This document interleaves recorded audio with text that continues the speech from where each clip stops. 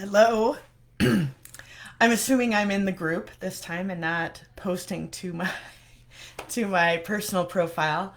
We'll give it just a few more minutes for people to come and then we're going to dive right in because we have a juicy topic today and it's one that we often don't like to talk about because if you're here, you love what you do.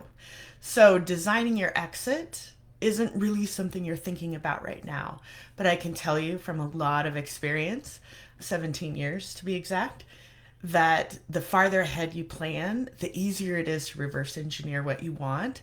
And I'll follow that with your exit doesn't always happen on the timeline or in the way that you think it might. So, for a lot of founders, the business isn't just something that they built, it's how you've been introduced for the last 20 years. It's where your calendar comes from, your community, even your confidence. So when we talk about exit, we're not just talking about money, we're talking about meaning. And the fear, spoken or not, is always this: who am I when I'm no longer in charge? A successful exit isn't just a liquidity event. I want to make sure you understand that. It's a transition in identity for you. And if that part isn't handled well, it doesn't matter how strong the multiple is. You may walk away rich, but very restless and very unhappy. And today we're going to talk about how to separate who you are from what you run. And I'm going to pull a quick thing up here. If you're new here and you haven't seen one of these videos yet, my name is Jennifer Eckhart, and I created Entrepreneurial Freedom to solve a problem that most business owners don't recognize until it's too late.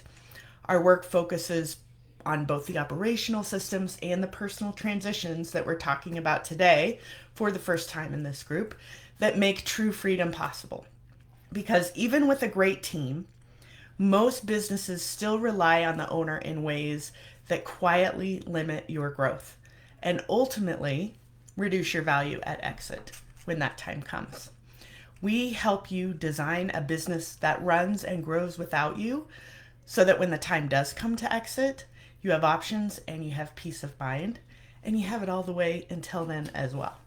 So let's jump in. There are 4 identity anchors that must shift before you're ready to exit. So, you've heard me talk a lot about awareness and how important awareness is for any leader at any level. So, the first one is from CEO to builder of capability. That's the first anchor, CEO, that must shift to builder of capability before you are ready to exit. Your role is no longer to run the business, it's to design who can, right? Dan Sullivan puts it as who, not how. He wrote an entire book about it. It's a tremendous book if you haven't read it yet. So I highly recommend it. I want you to ask yourself, what would change if my job was to build builders, not steer the ship? Now, if you're like most of the owners, the founders that I've worked with, you're way more excited about building builders than steering the ship and worrying about schedules, deadlines, details, and so forth. So ask how your energy changes, how your life changes, and really how the business changes if you shift in that way. All right, the next one is from daily relevance to long term resonance. You may not be in every meeting, but your values, frameworks, and philosophies should be. And that's why we always include purpose in the ops flywheel as the lens with which we look at the business, and conversely, how we use the business lens to look at the world. So I want you to ask yourself, what about me do I want to be embedded in the business without needing to show up? For a lot of our clients, this also becomes about legacy. What do I want it to mean that I was here, that I built this business? What do I want to continue long after I'm gone? So, number 3, being the face, from being the face to being the founder. And that really means transitioning from this public leader or the ambassador role that we talk about when we talk about identity shifts to a strategic presence, or the investor role when we talk about the identity shifts that we see in our clients. So I want you to ask yourself in this place, where do I need to step aside so that others in my organization can be seen and rise? Okay? These are tough questions, especially if you're used to being the face, the identity of the business, and vice versa, right? The business is your identity. It's time to start separating those for a number of reasons, but that's the path to freedom, both now and when you want to exit. So these things all apply there.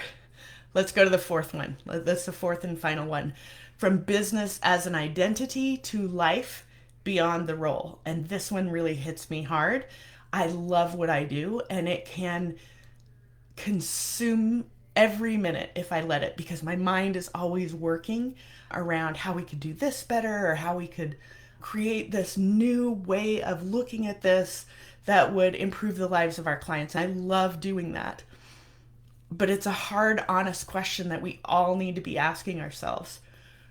Who am I without the business card? And I've kind of been on that journey for the last year. So I want you to ask yourself, let's ask ourselves together, what are you creating, pursuing, or becoming outside the company? What happens when the business is no longer the center of our world?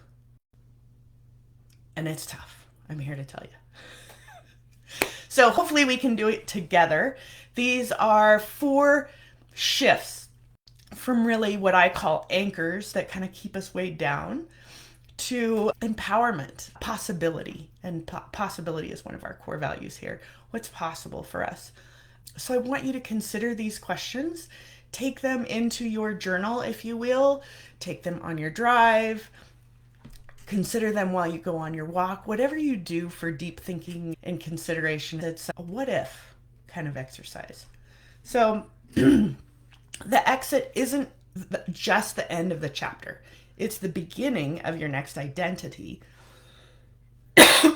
That next version of you, it doesn't need to be smaller. It just needs to be redefined.